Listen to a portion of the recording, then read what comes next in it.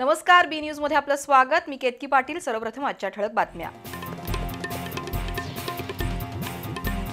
कोल्हापूरसह 29 महापालिकांच्या निवडणुकीसाठी मतदार यादीचा सुधारित कार्यक्रम जाहीर। आता 3 डिसेंबर पर्यंत हरकती आणि सूचना दाखल करता येणार, तर मतदान केंद्रनिहाय मतदार यादी 22 डिसेंबरला प्रसिद्ध होणार। अमृत महोत्सवी संविधान दिनानिमित्त जिल्ह्यात झाले विविध कार्यक्रम। संविधानाचं झालं सामूहिक वाचन।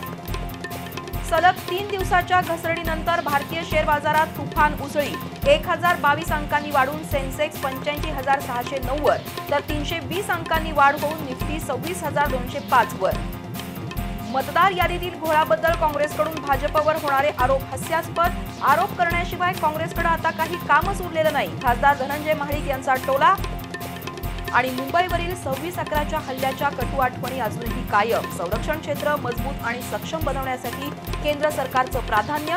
आंतरराष्ट्रीय स्तरावर दहशतवादाविरोधात भारताची ठोस भूमिका।